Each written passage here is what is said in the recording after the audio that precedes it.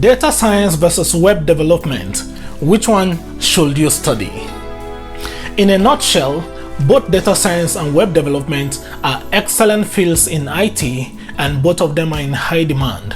If you love playing with data, you love mathematics, you love statistics, and you love crunching numbers, then go for data science. But if your passion is to build websites, to create cloud-based software applications that people can use for various purposes on a daily basis, then web development is the best way to go. Stay with me on this video. Let's take a deeper look at both of them. According to Wikipedia, data science is an interdisciplinary field that uses scientific methods, processes, algorithms, and systems to extract knowledge and insights from noisy, structured, and unstructured data and apply knowledge from data across a broad range of application domains. Data science is related to data mining, machine learning, and big data. Data science combines the scientific method, math and statistics, specialized programming, advanced analytics, artificial intelligence, and even storytelling to uncover and explain the business insights buried in data. This definition is found on the website of IBM. Let's take a quick look at the most popular tools used in the field of data science. Some of the most popular tools for data science are the R programming language, the Python programming language, and SQL. But there are so many other tools out there being used for data science. Okay? Now, R is an open source programming language that is used by data scientists for statistical computing and graphics. R also has some libraries that can be used for data cleansing, data visualization, and training machine learning and deep learning algorithms. A lot of schools, universities, colleges, as well as boot camps teach the programming language of R for those who wish to become data scientists. Python is a popularly known object-oriented, general-purpose, high-level programming language that offers great code readability. Python libraries such as NumPy and Pandas are used for data manipulation, data analysis, dimensional arrays, and data visualization. Some other important tools for data scientists include MATLAB, TensorFlow, Apache Spark, BigML, SAS, Tableau, and many others out there, depending on the company in which you find yourself and the set of tools they use for data science purposes. Diving a little bit more into the field of data science, there is a concept known as data science lifecycle or data science pipeline, which primarily refers to the various processes common to those in the data science field. This includes data capture or gathering of variety of data from various sources, preparing and maintaining data, which includes data cleansing and data reformatting. Also, we have the data processes or processing of data. We also have another one of the concepts called data analysis, which includes statistical analysis, regression, machine learning, and deep learning algorithms, amongst others, which are used to analyze data. And lastly, communicate. This involves the presentation of the insights gotten from all the aforementioned data pipeline processes as reports, charts, or through data visualization tools such as Power BI for the senior executives of the company to make informed decisions concerning the insights gotten from those data with regards to the business. According to BLS, Bureau of Labor Statistics, the average data scientist salary is over $100K in the United States. Some of the most popular job titles in the data science field include data scientist, data engineer, data analyst, machine learning engineer, database administrator, data architect, and others. So, if you are planning on becoming a data scientist, the two fastest way to become a data scientist is by going through a coding bootcamp where you will learn the hands-on main skills that you need on the job to get the first job and then continue learning on the job as a data scientist, while the second best way to become a data scientist is by going to college and studying data science as a course.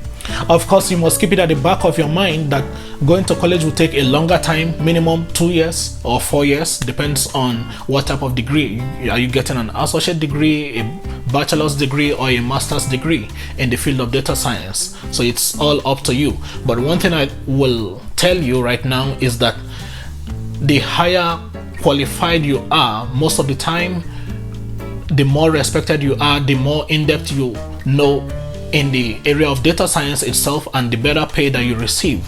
There is always a higher difference in pay between those with a master's degree compared to those with a bachelor's degree in the field of data science, and vice versa. But that is not binding in every company. It all depends, okay?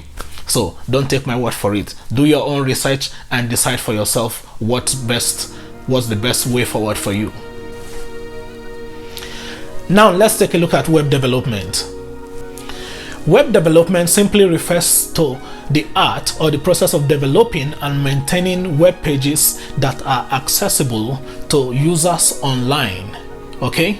Web development includes various concepts and associated tasks such as web design, web programming, web publishing, and database management. In simple terms, web development is to build and maintain websites, period. Furthermore, web development is broken into 3 major types. We have the front-end development, the back-end development, and the full-stack development. Let's take a look at these 3 types of web development. The front-end development takes care of the client-facing side of the web, what the clients can see, what the user actually interacts with when they go online. That is referred to as front end. Back-end development deals with the logic behind how the website itself works. Okay, the back end also deals with the database integration. It deals with user authentication and other concepts such as networking and hosting configurations, server connectivity, business logic, and so on and so forth.